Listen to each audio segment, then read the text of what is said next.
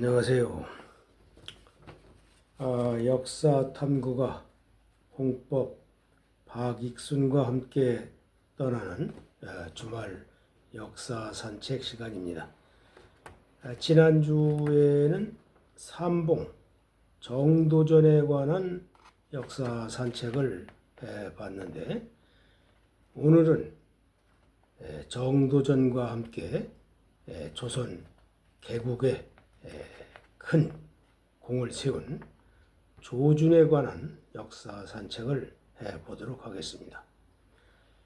이 조준은 본관이 평양조씨지요.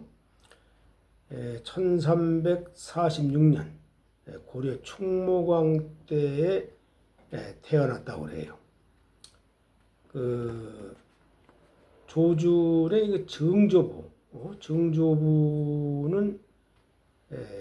그 역관으로 이제 통역관이지, 그 몽고로에 아주 능통했다고 그래요.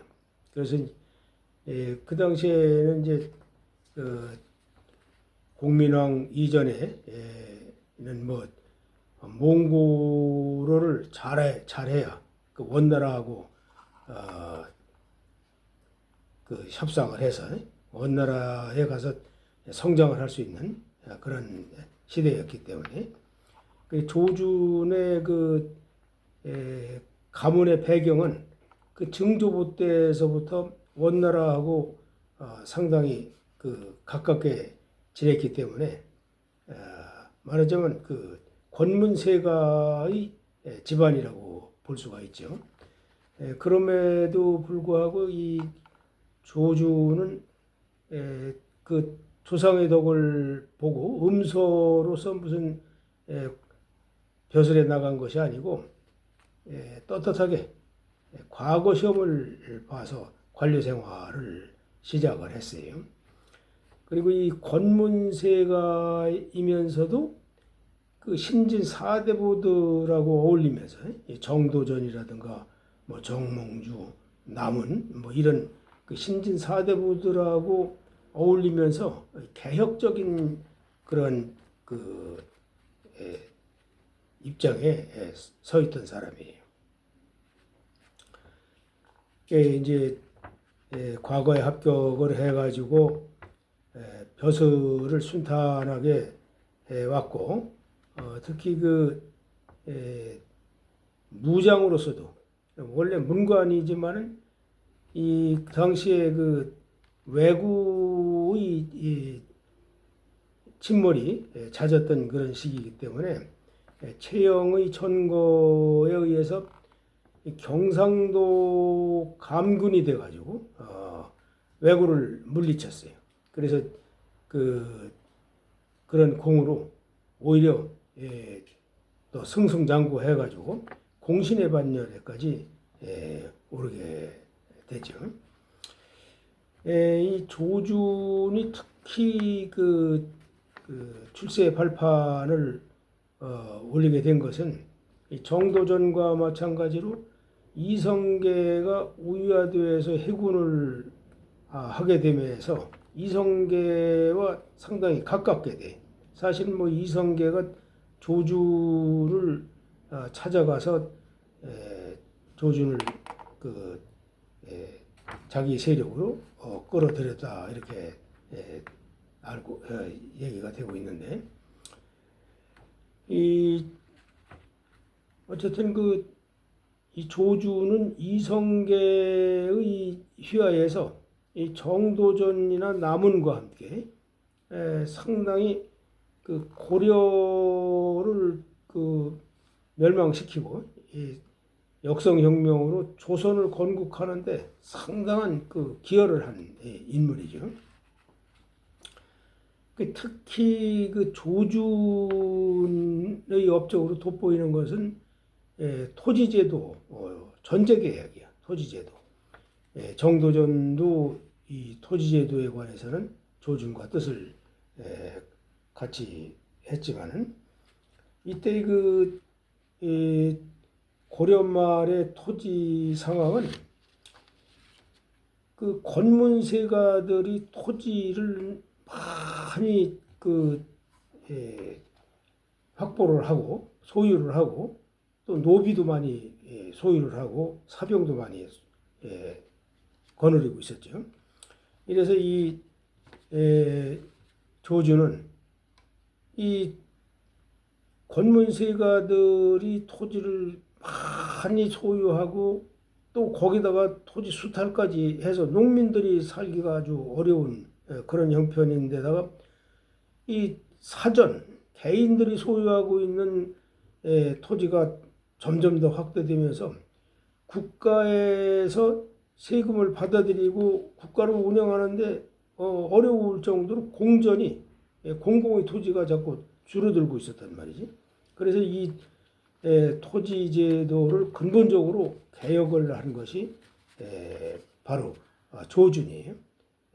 뭐 정도전도 여기에 적극 가담을 했지만은 정도전은 뭐 정치적인 성격이 강했고 조준은 그 실무적인 그런 성격이 강한 거죠.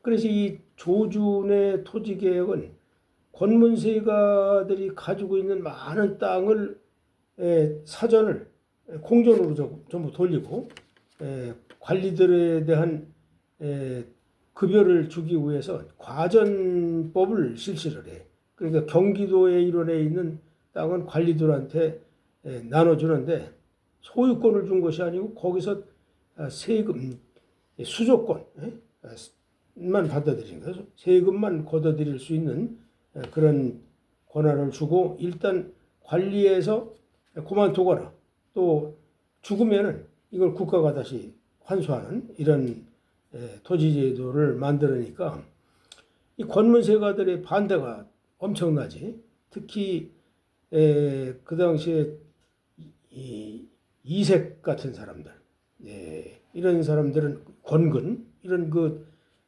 토지를 많이 가지고 있던 사람들은 같은 유학자이지만은 조준의 토지제도에 굉장히 반대를 했어. 그러나 조준은 이성계와 함께 정도전과 함께 이건 그 위화도 해군 이후에 우왕과 창왕을 폐하고 공양왕을 꼭두각시로 내세우고 개혁 정치를 하면서 이 조준이 주장한 그 토지제도가 완전히 그 결실을 보게 됐어요. 그래서 이것이 고려 말에 그 귀족들이 몰락을 하고 신흥 사대부들이 성장하게 된 그런 배경이 된 것이지. 사병혁파 같은 것은 이제 정도전이 주도를 했고 이 토지제도의 그 근간을 마련한 것은 조준이란 말이지.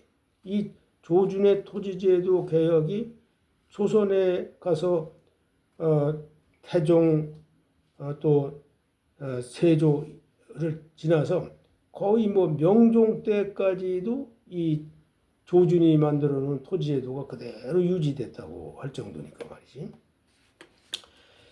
그런데 이 조선의 개국공신인 정도전이나 남은과 이 조준이 나중에는 척을 지게 돼.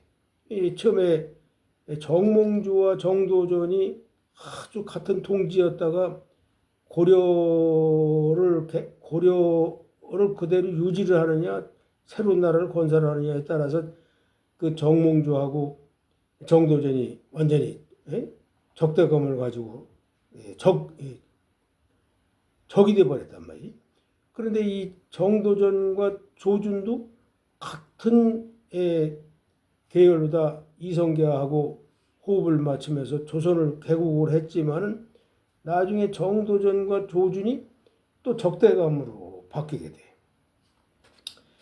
문제는 이제 그 당시에는 이제 명나라가 원은 이제 망하고 명나라가 자꾸 이제 커가고 할 정도인데 위화도 해군도 결국은 명나라의 그 요동을 치려고 하다가 해군을 한 거란 말이지. 근데 조선이 건국이 됐는데도 이 명나라가 계속해서 사대를 요구하고 너무 뭐 공무를 심하게 요구를 하고 조선으로서는 참 견디기 어려울 정도의 요구를 해온단 말이지. 그래서 이 정도전이 주가 돼가지고 요동을 정벌할 계획을 하게 돼. 그래서 이 정도전이 조준의 조준이 그 당시에는 수상을 하고 있었으니까 조준이 밑에 정도전이 있었단 말이지. 그래서 정도전이 조준의 협력을 얻고 승리를 얻으러 사실 간 건데 조준이 요동정벌에 대해서 강력한 브레이크를 걸어.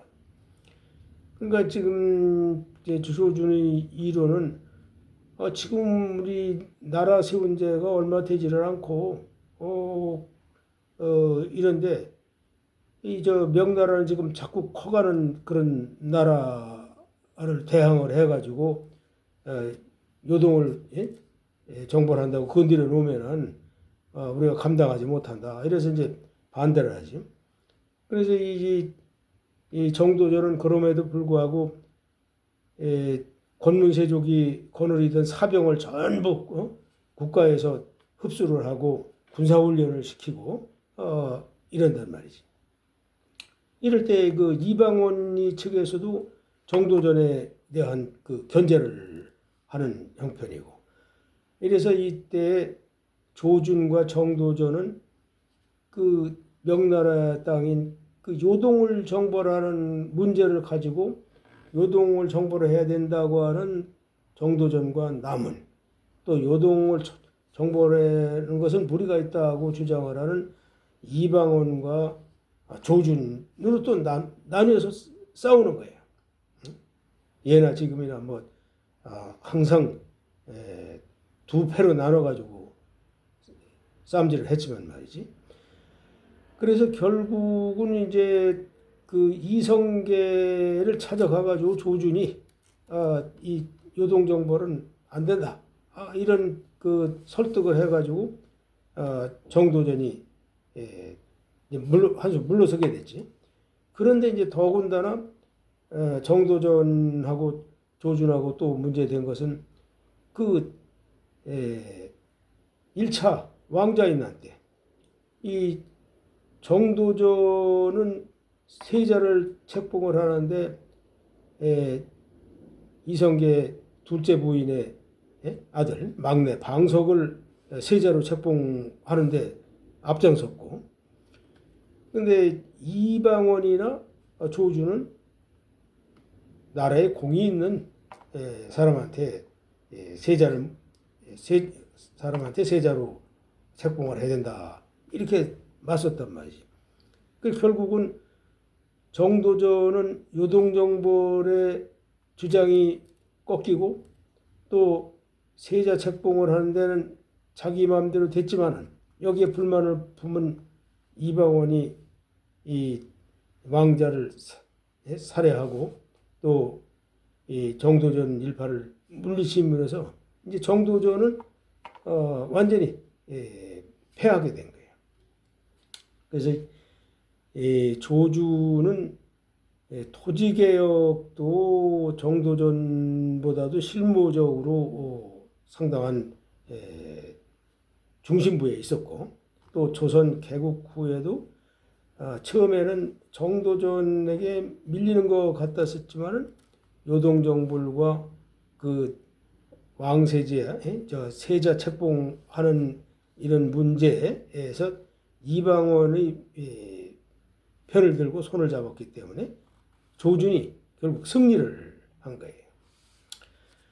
그래서 이제 조준은 사실 온화한 성격이고 또 권문세가였지만은 개혁적인 성향을 가지고 고려 말부터 쭉 좌의정에서 이 수상직을 계속 이어나갔어요. 이 정도전이 더 유명한 것 같지만 사실은 정도전의 웃사람의 이 신분에 있었던 것이 조준이란 말이지. 그런 조준도 이제 이방원이 태종으로 왕위에 오르면서 좀 힘이 좀 빠지다가 말년에는 뭐 그렇게 큰 호화스러운 생활을 못했던 것 같아요. 그러다 이제 4대부지만은 워낙 권문세가 출신이고 또 토지도 많이 가지고 뭐 권력을 잡으면은 여러 가지 잡음이 나오고 그러는데 어쨌든 태종대에 와서는 조금 힘이 빠졌다. 그리고 태종 5년 1405년 태종이 왕위에 오른 지 얼마 안 돼서 60세의 나이로 사망을 했다고 해요. 오늘은 그 조준에 관한 역사 산책을 해봤는데 다음 주에는 그 정도전과 힘을 합쳐서 한 쪽으로 나가다가 결국 정도전과 함께 패한 그 남문에 관한 역사 산책을 하기로 하고 여기서 마치겠습니다.